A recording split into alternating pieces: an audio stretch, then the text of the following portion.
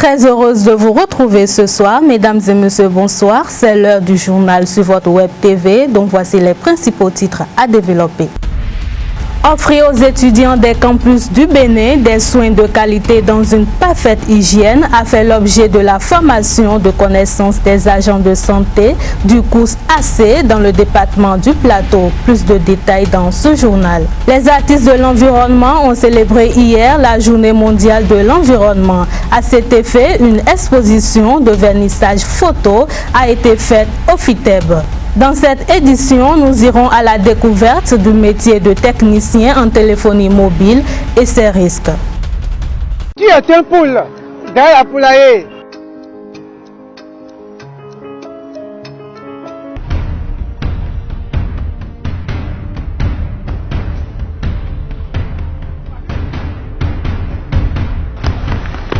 Hein? Dis-moi, pourquoi détruire ce que l'État construit à travers le forage? Détruire quoi? Non, petit ordu comme ça. Hein? Tu vois ce que je dis? C'est vos déchets jetés dans les collecteurs qui empêchent l'écoulement des eaux et qui créent les inondations. Allez, allez,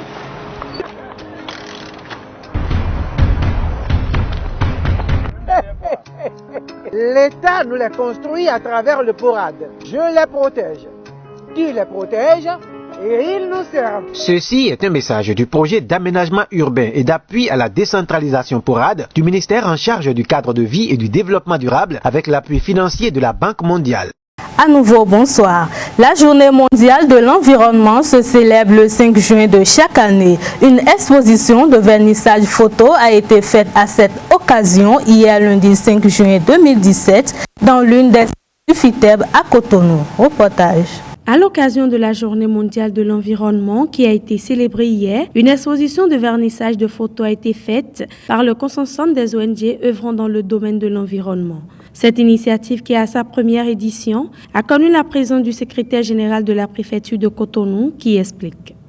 D'abord, nous les Béninois, nous n'avons pas compris que ce qui est commun est pour nous tous.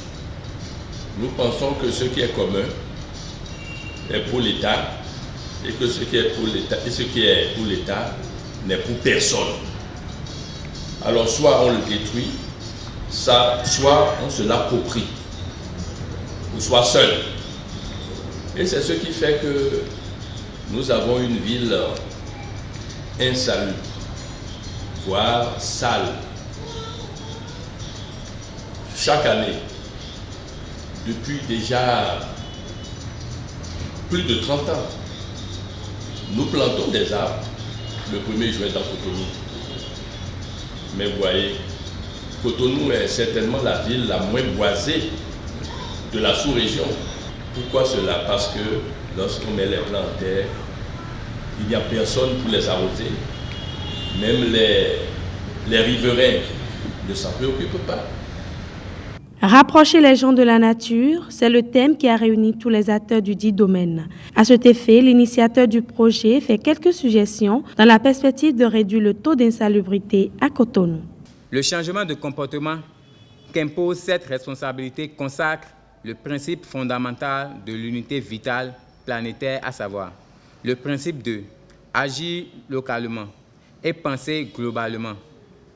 Nous avons donc réfléchi à la situation que nous avions trouvée est de sensibiliser nos compatriotes à travers des photos sur l'insalubrité dans laquelle végète la ville de Cotonou. D'où la présence d'expositions vernissage de photos dénommées Cotonou, la belle ville au visage de l'insalubrité. Je peux déjà vous annoncer que c'est le 6e arrondissement de Cotonou qui bat le record en termes d'insalubrité, notamment les quartiers Aïdjedo, Dantokpa, Jericho, Awansori, Vossa et Ladi. Le secrétaire général de la préfecture abonde dans le même sens et réaffirme son engagement à lutter contre ce mal. Au niveau de la préfecture, je peux vous dire que nous sommes très conscients de ce problème.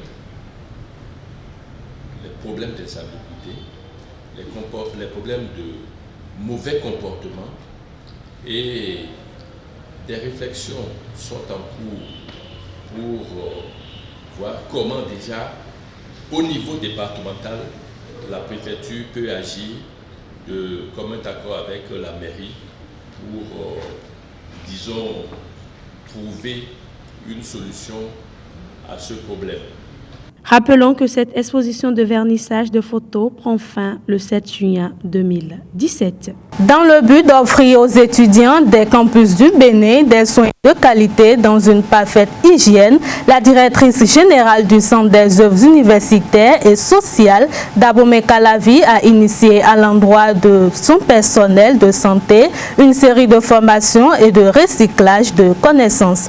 Ainsi, samedi dernier, à Porte-Novo, la directrice générale du COUS AC a lancé la formation des agents de santé du COUS AC dans le département du Plateau. Ghislaine Claude Fagborou, directrice du COUS, pour plus d'explications. Mes attentes à l'issue de cette série de formations, c'est que le personnel soignant soit mieux outillé aux normes d'hygiène dans les infirmeries pour préserver la santé de nos étudiants. Donc, j'avais fait déjà plusieurs descentes dans les restaurants universitaires pour constater la qualité des mets et la propreté de tout ce qui se passe dans les restaurants et apporter des améliorations. Cette fois-ci, je suis allée dans les résidences pour voir le niveau de propreté des résidences et j'ai apporté des solutions qui ont commencé dès le vendredi même, dès hier même, par rapport au lavage des douches communes et WC communes, pour que cela soit effectivement beaucoup plus propre. Ce problème doit être en cours de résolution parce que nous avons déjà pris un bâtiment témoin pour faire partir l'eau des forages jusque dans les robinets. Donc je l'ai constaté hier quand je suis partie et nous allons répliquer ça sur tous les autres bâtiments et je crois que le problème d'eau va être définitivement réglé sur le campus Dabomey Calavi. Je les exhorte à la patience. On ne peut pas tout régler en même temps et le gouvernement également est à pied d'œuvre et écoute leur voix. Et progressivement, tous les problèmes seront réglés.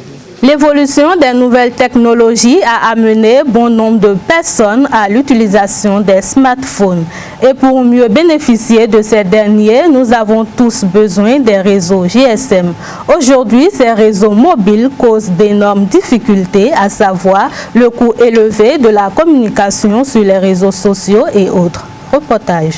L'évolution de la nouvelle technologie nous a conduit à l'utilisation des smartphones. Ces smartphones, grâce à des applications, nous donnent l'accès aux réseaux sociaux. Et pour mieux bénéficier de ces réseaux sociaux, nous avons besoin des offres des différents réseaux mobiles. Ces offres qui ne donnent pas toutefois une satisfaction aux clients. Les gens m'envoient les messages sur WhatsApp, donc juste le temps de voir ce qu'ils ont amené, les images qu'ils m'ont envoyées. Tout ça là a bouffé mon crédit. Donc mes propres affaires maintenant, je ne peux plus les faire. Quand j'appelle maintenant, on me dit que vous n'avez pas assez de crédit. J'ai fait les 324 dièses pour voir. Après j'ai trouvé 90 francs. J'ai dit quoi, 2500 en 3 jours. Donc ça fait que les réseaux là, les réseaux surtout MTN là, lui il bouffe. Moi je dis que, bon, c'est pas que je les insulte, hein, mais en quelque sorte c'est du vol. C'est de l'arnaque. Comment comprendre, par exemple, vous manquez de crédit. On dit bon, achetez. Et si vous achetez pour 500 par exemple, hein, automatiquement 10%. On suppose combien de Béninois prêtent ou achètent par crédit. Si c'est 10%, si c'est 1 million ou 500 Béninois par jour, vous voyez ce que ça peut faire? Vous achetez votre crédit et vous constatez que le crédit, vous appelez 1-2 fois et tout le crédit est parti. Ça, c'est une façon d'arnaque, c'est de l'escroquerie pure. Si bien que moi, je n'achète même plus de crédit sur les réseaux là. Et c'est tous les réseaux, hein, c'est pas MTN seul, c'est tous les réseaux. Toutefois, si l'on avait une bonne connaissance de l'utilisation de cette téléphonie mobile, on pouvait réduire le mal en réglant les paramètres et revoir les applications, même si la responsabilité incombe plus les gestionnaires de ces réseaux mobiles. Nous sommes un peuple majoritairement analphabète et les opérateurs de téléphonie mobile sont très conscients que cet outil n'est pas un outil d'analphabète parce que nous n'avons pas encore développé des applications qui permettent d'utiliser des icônes et qui facilitent l'usage ou l'utilisation aux citoyens consommateurs. Donc, il leur appartient, en tant qu'opérateur de téléphonie mobile, de rentrer dans la même danse que nous, en éduquant aussi les citoyens consommateurs à savoir mieux utiliser les terminaux de téléphonie mobile. Mais force est de constater que c'est en fait un business pour eux. Si les gens sont ignorants, perdent leur crédit, bon, vous perdez le crédit, vous êtes obligé d'en racheter. Donc, ça leur fait faire d'affaires. Et ça explique qu'ils soient timorés par rapport à cette éducation. Il revient donc à chacun de jouer sa partition pour la satisfaction de tous. Les produits comme le téléphone portable sont devenus des biens de très grande consommation, ce qui crée de forts besoins d'emploi dans le métier de technicien en téléphonie mobile. Le reportage que je vous invite à suivre nous renseigne plus sur ce métier et ses risques. La révolution des satellites, du câble et du téléphonie mobile a eu pour conséquence directe de forts besoins d'emploi. En l'espace de quelques années, des produits comme le téléphone portable sont devenus des biens de très grande consommation. Ainsi, dès que ces téléphones posent problème, le premier réflexe est de consulter un technicien. Dans ce métier, il y a le technicien en téléphonie, il y a le technicien en maintenance informatique et réseau. Maintenant, si nous prenons le métier de technicien en téléphonie, ça c'est les techniciens qui assurent la réparation et la maintenance des téléphones. Et pour ce métier, il faut normalement avoir un bac en électronique. C'est-à-dire il y a des prérequis qu'il faut avoir, c'est-à-dire la théorie. Donc pour avoir une bonne base de théorie, il faudrait que la personne ait un bac en électronique ou un niveau